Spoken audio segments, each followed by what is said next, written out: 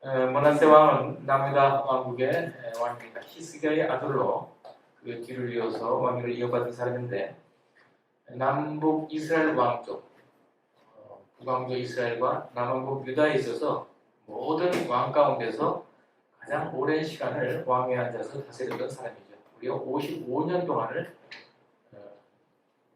유다를 다스렸던 그런 왕입니다.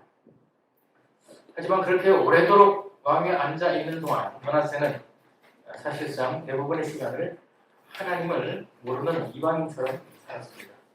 그 내용이 오늘 본문 전반부에 잘 기록이 되어 있죠. 므낫세는 개혁군주였던 아버지 히스기야와는 정반대의 불순하고 불충하고 비신앙적인 그런 치세를 펼치게 됩니다. 아버지 히스기야가 헐어버렸던 모든 산당들과 우상들을 다시 만들고 세워 심지어 자기 아들들을 제물로까지 바치는 그런 아주 너무도 심각한 큰 우상 숭배의 죄를 계속 범하게 되죠. 이로 인해 그의 가정과 그의 나라가 다 무너지는 비극을 겪게 됩니다.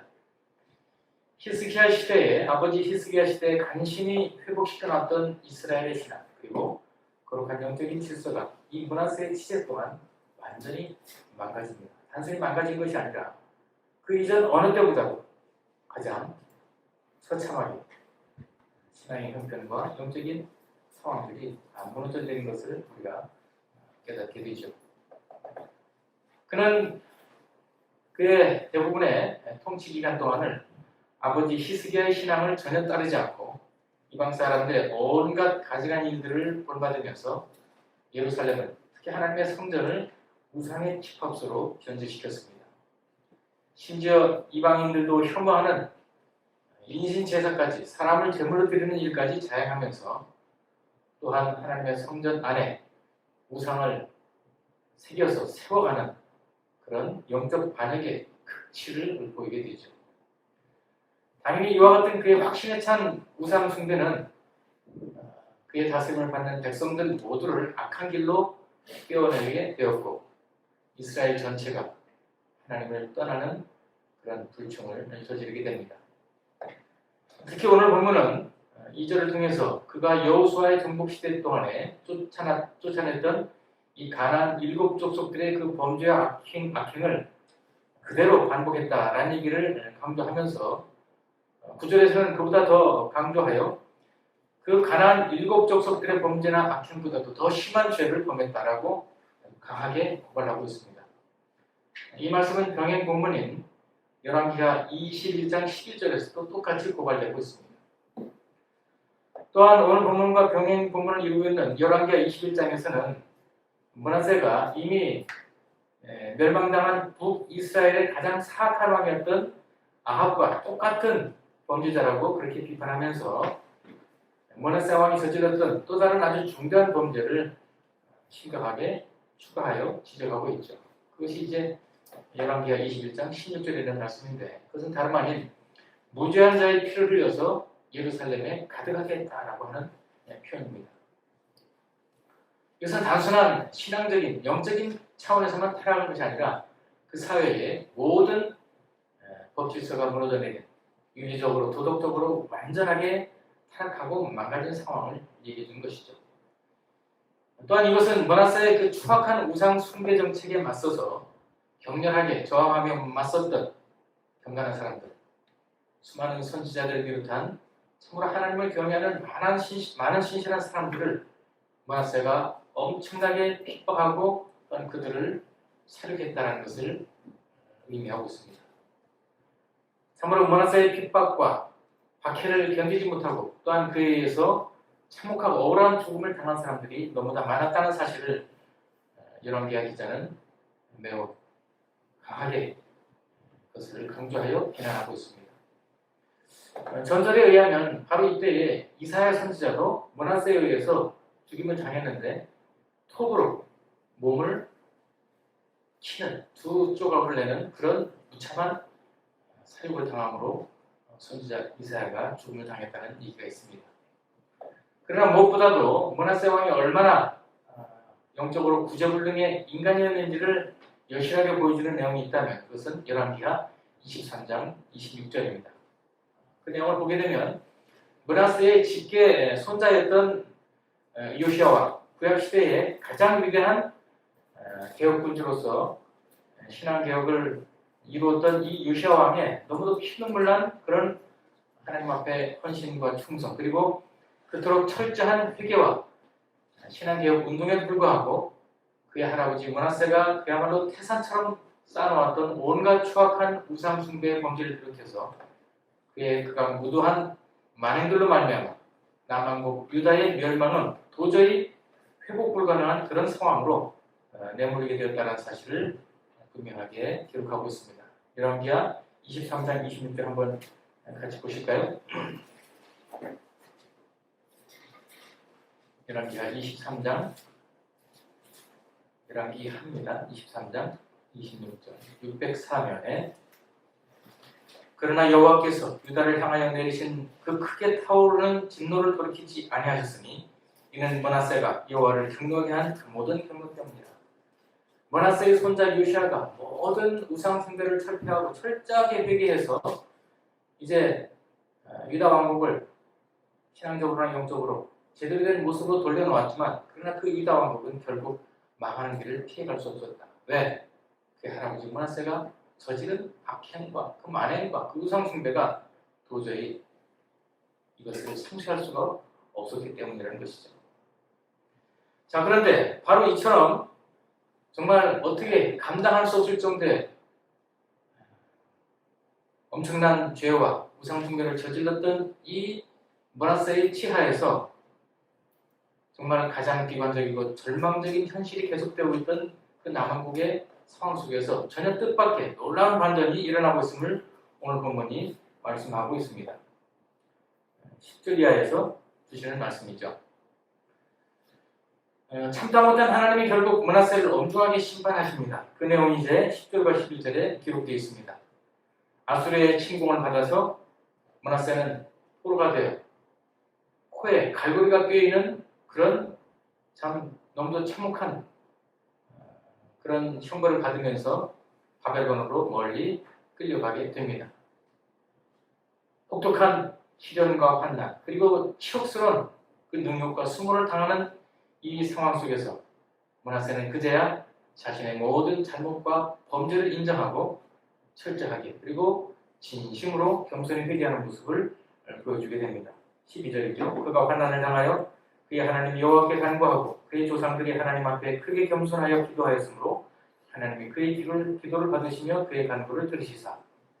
자, 므낫세가 그제야 그렇게 철저하게 자신의 죄를 인정하고 겸손히 회개하자 하나님께서 그 어떤 왕보다도 악독하고 교만하고 불충했던 므낫세지만 그의 진실한 겸비한 회개를 인정하시고 받아주셔서 놀랍게도 그를 용서하시고 심지어 그의 왕으로 그의 왕의 지위까지도 다시 회복시켜 주시는 큰 은총을 베풀어 주십니다. 13절 하반절이죠. 그가 예루살렘에 돌아와 다시 왕위에 앉게 하시매 므낫세가 그제서야 여호와께서 하나님이신 줄을 알았더라. 참으로 모든 면에서 그야말로 전무후무할 정도의 가장 배역한 우상 숭배자예요. 그가 무도한 죄인이었던 이 므낫세마저도 회개하니까 하나님의 자비와 용서의 그 범위로부터 결코 제외되지 않았다는 놀라운 사실을 우리가 확인하게 됩니다. 하지만 이처럼 므낫세 왕의 진지하고도 철저한 회개와 그에 대한 하나님의 무한한 사죄의 은총으로 참 그가 다시 왕의 자리에 복귀하였지만 하나님께서는 여전히 남유다 왕국을 멸하시기로 한 그 당시의 계획과 그 뜻을 조금도 굽히시지 않습니다. 자, 그렇다면 왜 하나님은 이런 다소 이율배반적인 그런 결정을 내리신 것일까요? 므낫세 왕을 용서하셨으면서도 우리가 요시야 시세에서 확인했듯이 왜 하나님은 결국 유다 왕국을 파멸하시려는 그 계획을 더 이상 늦추지 않고 당초의 계획대로 계속 시행하신 것일까? 대부분 죄에 대한 회개를 받으시면 예정했던 그 모든 형벌과 심판을 상당 부분 감하시거나 미루시는 것이 보통의 관례인데 하나님은 머나세에 있어서만큼은 그런 식의 관례를 따르지 않으십니다. 왜 하나님이 이런 식으로 이전과는 다른 방식으로 대응을 하신 것일까? 우리가 이 하나님의 그 참 이해할 수 없는 그런 행적과 관련해서 우리가 이런 질문을 자연스럽게 던질 수는 있지만 또 그 하나님의 대답을 우리가 확인하기 전에 먼저 한번 우리 스스로 돌이켜볼 때 이런 상황에 대해서 왜 우리가 이런 질문을 던지게 되는가라는 점을 먼저 좀 살펴볼 필요가 있다고 생각이 됩니다. 즉 우리가 하나님의 이런 독특한 행태에 대해서 자연스럽게 이 질문을 갖게 되는 이유는 회개하는 범죄자에 대한 하나님의 사죄의 은총 그리고 이미 저질러진 범죄에 대한 현실적인 징계라는 이 두 가지가 전혀 별개의 것인 것처럼 구분해서 우리가 취급하는 그런 습관적인 인식 때문입니다.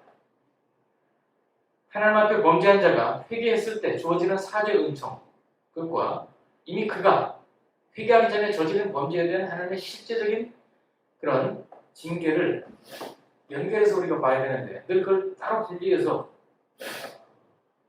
구분해서 생각하는 그런 우리의 그 습관 때문에 그런 의문이 제기된다는 것이죠. 자, 성경을 통해서 볼 때 분명히 확인할 수 있는 사실 한 가지는 하나님께서 당신의 백성들이 저지른 죄가 있을 때 그 어떤 범죄라도 그 하나님의 백성들이 그 죄를 시인하고 회개하기만 하면 하나님은 언제나 무한한 사죄 은총을 통해서 용서를 해주십니다. 하지만 그 죄에 대해서 용서를 하신다고 해서 그 저질러진 범죄 자체에 대한 현실적인 그 대가, 범죄한 당사자들이 치러야 될 현실적인 대가를 무조건 면제해 주시거나 없애 주시는 것은 결코 아니라는 것이죠. 자, 다윗이 저질렀던 밧세바의 사건이나 인구조사 사건이 이에 대한 아주 전형적인 대표적인 사례를 보여주게 될 것입니다. 밧세바를 범했을 때 다윗이 나단 선지자의 지적을 받고 크게 회개하고 시편 51편에서 볼 수 있듯이 얼마나 철저하게 진심으로 정말 감동적으로 회개를 했습니다. 하지만 하나님께서 나단 선지자를 통해서 내 죄가 용서받았다라는 참 놀라운 사죄 은총을 선언했지만 그걸로 끝났습니까? 아니죠. 하나님이 분명히 말씀했습니다. 이후로는 너희 집 안에서 너희 가문에서 피를 흘리는 칼이 쉬지 않을 것이다. 라는 하나님께서 선포를 하시죠. 이게 뭡니까? 용서하지 않았다는 얘기는 아니잖아요. 용서했지만 현실적으로 저질러진 그 범죄에 대한 분명한 대가를 치르게 될 것이다라는 걸 분명히 얘기하셨던 것이죠. 우리가 또한 전에도 설교를 통해서 확인했습니다만 인구조사를 잘못해가지고 큰 또 심판을 당하게 됐죠.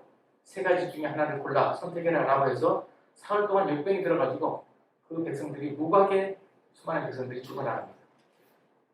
하나님께서 잘못된 인구조사에 대해서 다윗이 회개했지만 그래서 용서하셨지만 그 저질러진 죄에 대한 현실적인 대가는 분명하게 물으셨다는 것을 우리가 기억을 합니다. 이처럼 우리 신자들이 하나님 앞에 어떤 죄를 저질렀을 때 그 죄가 아무리 크고 심각할지라도 우리가 하나님 앞에서 그 죄에 대해서 겸손하게 진심으로 모든 것을 시인하고 회개하게 되면 하나님은 언제든지 또 얼마든지 무한한 사죄의 은총을 베푸심으로 우리에게 참으로 한이 없는 용서를 허락하십니다. 바로 이것이 우리가 하나님의 백성과 자녀로서 누리게 되는 가장 위대하고도 특별한 특권이고 특혜이고 은혜죠. 세상에 알 수 없는 다른 종교들이 절대 이해할 수 없고 따라올 수 없는 기독교 신앙의 최고의 진수가 됩니다. 하지만 그와 같은 죄에 대한 사죄의 은총과는 별개로 우리가 이미 저지른 실제적인 범죄에 대한 현실적인 대가는 어떤 식으로든 치러내야 된다는 것을 기억해야 된다는 것이죠. 바로 이것이 성경이 말하고 있는 징계의 원리입니다.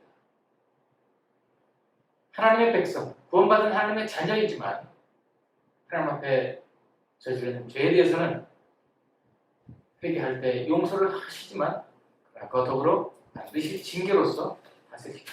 왜 그렇게 하실까요? 다시는 그런 죄를 짓지 못하도록 경계하시기 위한 것이죠. 그 징계가 없으면요, 우리가 오만해집니다. 죄악된 성품, 죄인된 우리는 죄를 지어도 회개만 하면 용서해 주시는구나 라는 식으로 오만방자한 생각을 하면서 그 죄를 또 짓게 되고 그보다 더한 죄를 또 짓게 되는 것이죠. 그러나 우리의 연약함을 아시는 하나님, 우리의 죄악된 성품을 잘 아시는 하나님께서는 우리로 하여금 한번 죄를 지었을 때 최소한 그와 동일한 죄는 짓지 않도록 하나님께서 엄중하게 징계를 통해서 우리를 다스리심으로 어떤 상황에서도 계속 죄를 짓지 않으려는 노력과 애씀을 포기하지 않도록 그렇게 유도하시는 것이다라는 것이죠. 그 징계의 원리에 대해서는 자주 말씀드린 히브리서 12장에서 우리가 그 내용을 잘 파악할 수가 있습니다. 한번 같이 보실까요? 히브리서 12장 5절부터 내용입니다. 신약성경 367페이지 히브리서 12장 5절부터 367쪽 제가 읽어드립니다. 또 아들들에게 5절부터입니다. 또 아들들에게 권하는 것 같이 너희에게 권한면하신 말씀도 잊었도다. 이르시되 내 아들아 주의 징계하심을 경역하지 말며 그에게 꾸지람을 받을 때에 낙심하지 말라. 주께서 그 사랑하시는 자를 징계하시고 그가 받아들이시는 아들마다 채찍질하심이라 하였으니 너희가 참없는 징계를 받기 위함이라. 하나님이 아들과 같이 너희를 대하시나니 어찌 아버지가 징계하지 않은 아들이 있으리요. 징계는 다 받는 것이오늘 너희에게 없으면 사생자요 친아들이 아니니라. 하나님께서 자녀를 자녀이기 때문에 아들이기 때문에 반드시 징계를 하신다. 징계하지 않는다면 그건 사생자다. 참아들이 아니다. 우리가 죄를 지었을 때 하나님 앞에 회개하고 사죄의 은총을 빌을 수 있습니다. 그것을 끝난다면 우리가 하나님 앞에 참아들인지 아닌지 모른다는 거예요. 그 이미 용서받은 죄지만 그 죄에 대한 현실적인 대가로서 징계를 결국 감내해야 그 자리에서 우리가 참으로 하나님의 사랑받는 영원한 생명으로 우리를 불러내신 하나님의 아들임을 알게 된다.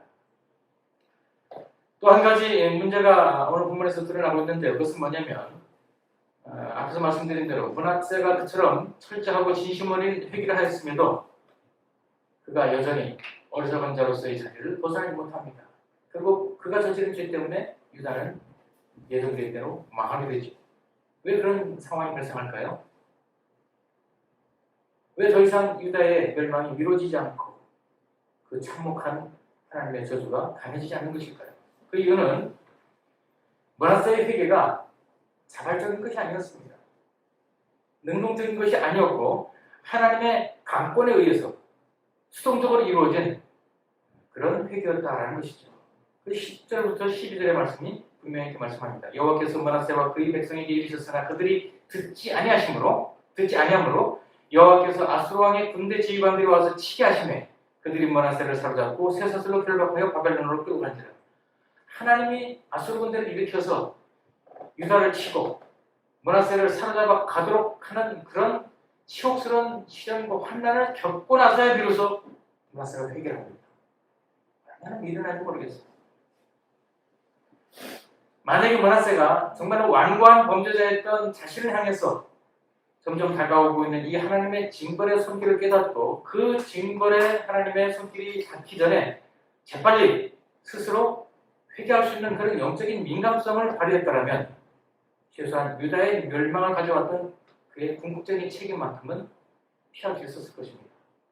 유다를 결국 멸망하게 한 장본인이라는 그 수치스러운 이름은 피해갈 수 있었을 것입니다. 그리고 또한 그가 그렇게 자발적으로 스스로 미리 즉각적으로 회개했더라면 자신과 그의 백성들이 궁극적으로 치러내야만 했던 그 참혹한 피해 대가를 크게 줄일 수 있도록 하나님이 은혜를 추가로 베푸셨을 것으로 분명히 우리는 확신할 수 있습니다. 하지만 므낫세는 그런 기회를 스스로 놓치고 말았죠. 결국 하나님께서 강제로 목을 비틀어서 회개하고 나서야 돌아오는. 그래서 그 징계의 대가가 징계의 차원을 넘어서서 혹심한 징벌로 다가왔던 것을 보게 됩니다. 전에 말씀드렸는지 모르겠는데 저는 개인적으로 이 상황을 직접 경험을 했습니다. 저희 매형이 참 어렸을 때 교회 열심히 다니시던 분이 나중에 성인이 되어서는 신앙생활을 완전히 팽개치고 술 먹고 그냥 세상에 빠져서 이렇게 헤매시다가 저희 누님하고 결혼하게 됐는데 뭐 집안을 돌보질 않아요. 저희 누님이 새벽마다 기도하면서 사실은 안 믿던 저희 누님을 예수 믿게 한 분이 거의 매형이신데 뭐 술 먹고 맨날 친구들하고 노시기만 하느라고 집안에 생기비 한 푼을 갖다 주질 않아요. 생활비 한 푼을. 그러니까 저기도 못해가지고 제가 고등학교 다닐 때인데 방학때 내려갔더니 저를 붙들고 울면서 한 수전 하시는 거예요. 야, 도저히 못 살겠다. 애가 그때 2이었는데 애들을 데리고 서울로 다시 올라오시겠다고. 미신 기술을 가지고 계셨는데 재봉 기술을. 그래서 아니 뭐 생활비를 갖고 와야 뭐 살 거 아닙니까. 그래서 내가 직접 일을 해서라도 애들을 벌어먹여야 되겠다. 그래서 우시는데 그때 이제 누님하고 기도 한번 합시다. 3가지 위해서 기도했어요. 하나님, 우리 매형 신앙을 좀 회복할 수 있도록 역사해달라. 그리고 더 이상 술 친구 사귀지 않고 세상 친구로부터 좀 멀리하게 해달라. 그리고 이 가정에 경제적인 필요를 채워달라. 그렇게 기도를 했습니다. 저희 매형이 좀 스스로 회개하고 돌아왔으면 얼마나 좋을까요? 저희가 간절히 기도하니까요. 하나님이 무섭게 응답을 하시는데 그 다음부터는 그런 기도를 못해요. 제가 함부로 뭐 성도들하고 상담할 때도 우리 집에 뭐 남편이 우리 집에 아들이 예수 안 믿습니다. 교회 안 다닙니다. 좀 교회 다닐 수 있도록 하나님께서 역사하시더라도 내가 힘을 안 내면 하나님이 역사하시더라도 신앙생활을 하도록 신앙을 회복하도록 교회 다니도록 해달라고. 그럼 저는 이 일을 꼭 하죠. 그거 함부로 하는 기도가 아닙니다. 하나님께서 나서시면 엄청 대가를 크게 치러야 됩니다. 그냥 거저 주시는 게 없거든요. 그러니까 어쨌든 할 수 있으면 우리가 힘을 다해서 그동안 열심히 아무리 해도 안 된다 하더라도 더 열심을 내서라도 내가 노력해서 내 가족을 전도하고 신앙적으로 승부를 시켜야지. 하나님 앞에 맡기면요. 하나님, 내 책임을 하나님께 전가하게 되면 응답을 하시지만 무섭게 하십니다. 제 내용이 이제 노가다를 하셨는데 하루는 일하다가 2층에서 떨어지셨어요. 술 먹고 일을 하다가 2층에서 떨어지면 뭐 크게 다칠 일은 아닌데 술 먹고 일을 하다가 떨어지는 바람에 떨어지면서 완전히 수직으로 이제 머리부터 떨어지다 보니까 목이 꺾였어요. 그래가지고 하루아침에 이제 이 팔 위쪽 가슴 여기만 남고 전신 마비가 왔죠. 그 소식을 듣고 이제 부랴부랴 서울에서 내려갔더니 시골에서 다저저저 떨고 이제 저 머리 다친 사람보다 술을 달아가지고 이제 고정을 시켜놨더라고요. 그래서 이제 저를 부르면서 천하 기도해달라고. 다시는 이제 고쳐주시면 다시는 이제 그 길로 안 갈 테니까 이것만 좀 살려달라고. 예, 기도하죠. 기도했는데 결국에는 뭐 목숨은 살았지만 결국에 이제 전신 마비로서 평생을 지내시게 됐습니다. 얼마나 비참해요. 그 당시로서는 정말 막했는데 목사님 나이가 몇 살이나 진짜 40 정도 됐어요. 목사님 나이가? 아 제가요? 네. 그 17살, 18살 되죠. 그거가 전에. 근데 저희 내용이 30대 초반이었는데 30대 중반. 결국에는 더 이상 뭐 방법이 없죠. 근데 다행히 하나님께서 참 그 부분은 기도 응답하신 거죠. 자, 방법이 없는 상황인데 기적적으로 산재 처리가 됐습니다. 지금처럼 옛날에 그 산재가 잘 처리가 안 될 때도 80년대 중반이니까. 참 기적적으로 산재 처리가 되면서 그때부터 산재 이제 보험금이 나오는데 이 산재 보험금이요 그때는 조금 미약했는데 가면서 이제 보완이 되면서 엄청 이제 말하자면 넉넉하게 보상금들이 나오더라고요. 그리고 이제 워낙 가난하니까 또 요즘 말하면 이제 생계 지원 같은 게 되지 않습니까?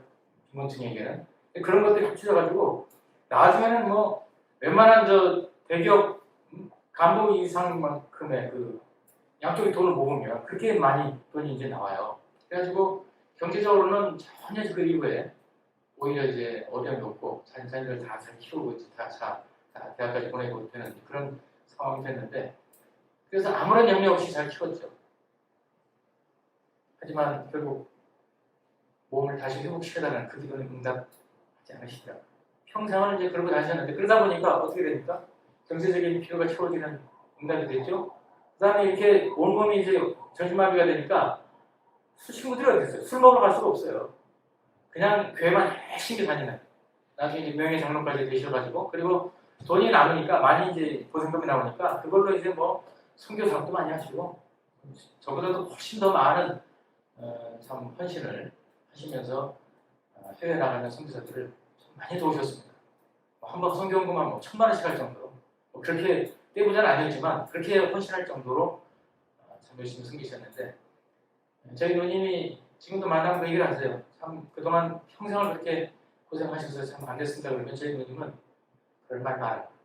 하나님께서 나에게 주시는 은혜가 너무 크다.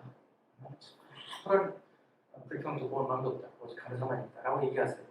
객관적으로 봤을 때는 어릴 때부터 고생하셨고 또 남편 잘못 만나가지고 평생 그렇게 고생하셨는데도 그래도 감사만 하시는 제 누님을 보면서 이 하나님 앞에 우리가 하나님의 구원받은 백성이라면 정확하게 분명하게 구원받은 백성이라면 우리가 저지른 죄에 대해서 하나님을 떠난 그 죄에 대해서 스스로 돌이켜서 회개하지 않으면 그저 하나님께 모든 것을 맡기는 그런 잘못된 책임 전가를 하는 가운데서 하나님 역사하시는 이런 독특한 대가를 치릅니다. 저희 매형처럼 이 문화세도 동일한 그런 벌을 받았던 것 같습니다. 자, 그런 점에서 본다면 마지막으로 오늘 본문에서 우리가 다시 한번 확인하게 되는 또 하나의 중요한 교훈이 있는데 그것은 뭐냐면 이 악하고 잘못된 지도자를 만났을 때 그 지도자를, 그 잘못된 지도자를 맹목적으로 추종하게 되면 그러한 어리석은 선택에 대한 대가를 반드시 치르게 된다는 것이죠. 이스라엘 백성들이, 유다 백성들이 이 므낫세의 악한 통치, 악한 불신앙적 지배를 수용하고 거기에 적극적으로 동조하는 가운데서 함께 망하는 길로 나가야겠다는 것이죠. 바로 9절이 그 사실을 분명하게 말씀합니다. 유다와 예루살렘 주민이 므낫세의 꾀임을 받고 악을 행하는 것이 여호와께서 이스라엘 자손 앞에서 멸하신 모든 나라보다 더욱 심하였다.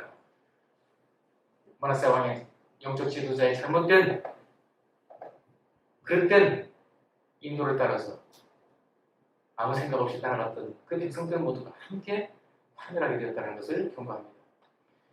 영적 지도자의 잘못된 처신, 그리고 그릇된 가르침, 그리고 무분별한 인도에도 불구하고 그것을 분별하지 못한 채 무조건 맹목적으로 무판적으로 따라간 이 이스라엘 백성들처럼 오늘도 잘못되고 악한 지도자를 분별하지 못한 채 그의 헛된 가르침, 악한 가르침을 쫓고 따라다가는 결국 하나님의 두려운 혹독한 징벌과 심판을 면할 수 없다는 사실을 우리는 명심해야 될 것입니다. 그렇기 때문에 우리가 선하고 의로운 지도자를 바로 세우는 것도 중요하지만 그 세워진 지도자가 성경적으로 바르게 그 역할을 하고 있는지, 그 지도력을 발휘하고 있는지에 대해서 말씀과 성령의 지혜로 분간하고 판별할 수 있는 그런 영적 분별력이 우리 모든 성도들에게 필요하다는 것입니다. 자, 오늘날 우리 한국교회 지금 너무도 혼란스럽고 참 어두운 이 상황은 다름 아닌 하나님의 말씀에 근거한 우리 성도들의 그런 신앙적인 안목, 그런 영적인 분별력이 통찰력이 어느 때보다도 필요한데 그것이 너무도 부족하다는 것을 보여드립니다라는 것입니다. 정광훈과 같은 그런 사악한 사이비 이단자를 분별하지 못한 채 우리 한국교회 절반이 넘는 신자들과 목사들이 그가 뭐 위대한 이 시대의 무슨 일꾼인 것처럼 착각하고 따라가는 것을 보면 므낫세를 쫓아갔던 유다 백성들과 조금도 다름이 없다는 것을 하나님 앞에서 두려움으로 확인하게 됩니다.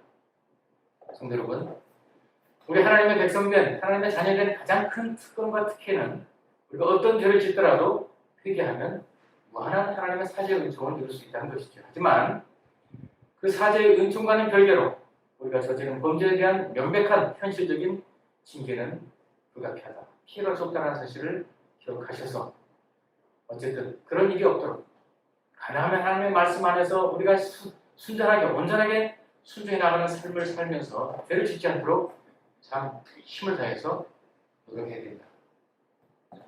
또한 우리가 회개를 하더라도 죄를 짓자마자 가능한 한 즉시 민감하게 반응해서 우리가 스스로 능동적으로 자발적으로 회개를 해야지 하나님의 손에 의해서 강압적으로 강권적으로 수동적으로 회개를 하게 되면 그만큼 치러야 될 대가가 엄청 커질 수밖에 없다.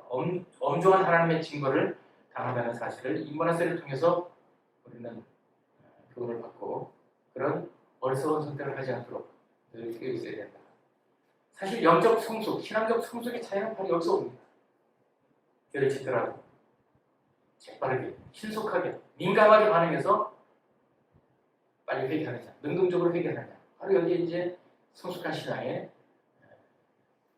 그 증거가 나오게 되는 것이죠. 미성숙한 신앙, 불안정한 성숙, 성화가 잘 되지 않는 그런 온전치 못한 신앙에는 이런 민감한 회개의 반응을 보이지 못합니다. 계속 버티다가 완악하게, 완고하게 그 죄를 저지르다가 하나님께서 강압적으로 개입하셔서 그의 손을, 그의 목을 비트는 그런 과정을 통해서 결국 어쩔 수 없이 회개하게 되는데 그것은 그를 버리지 않는 하나님의 무한한 또 하나의 사랑을 확인받는 과정이기도 하지만 그것은 대단히 비참한 무서운 대가를 치르는 참 어려운 일이다라는 것이죠.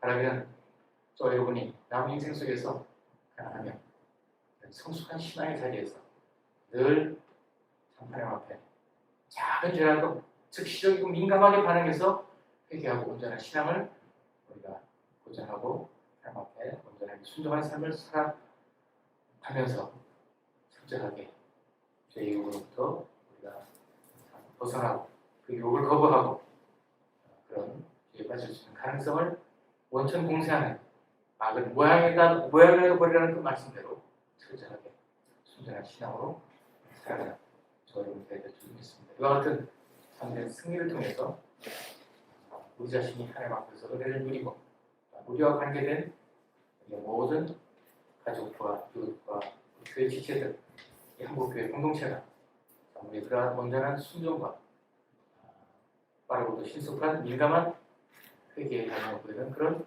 성숙한 신앙을 통해서 하나님께서 늘 풍성하게 부어주시는 놀라운 새로운 부흥과 또 사제의 은총을 더없이 크게 누리며 늘 자유함과 안식과 평강을 주안에서 풍성하게 누리는 여러분의 남은 신앙 인생 되시기를 축원합니다. 기도하겠습니다. 자, 별로신 주님 감사합니다. 문하세의 신앙의 인생을 통해서 그가 얼마나 미련하고 어리석었는지를 돌아보면서 한편으로는 하나님께서 당신의 택하신 백성을 끝까지 버리지 아니하시고 얼마나 참 신실하게 돌보시고 중반부로 인도하시는지에 대한 무한한 사랑과 그 신실하심의 놀라운 성품을 다시 한번 확인합니다. 그 하나님의 사랑과 은혜를 우리가 참 미련하게 악용하여 죄 짓는 일을 쉬지 않고 이미 죄를 짓고도 완고하게 회개치 않는 그런 미련한 선택을 통해 문하세처럼 엄중한 징벌을 당하여 참으로 큰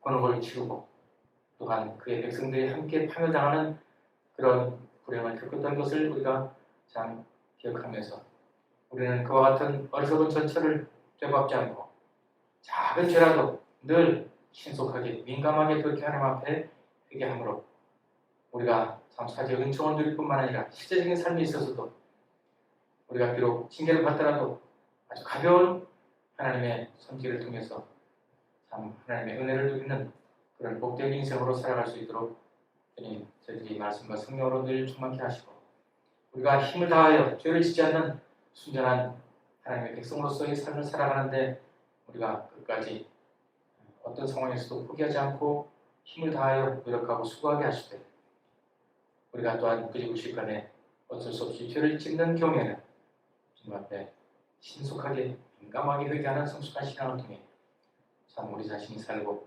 우리의 교회가 살고 우리의 나라가 사는 그런 주님의 거룩한 복의 통로들로 부족한 형태로 저희들의 남은 신앙의 인생을 붙드시고 인도하여 주옵소서. 예수님의 이름으로 기도합니다. 아멘.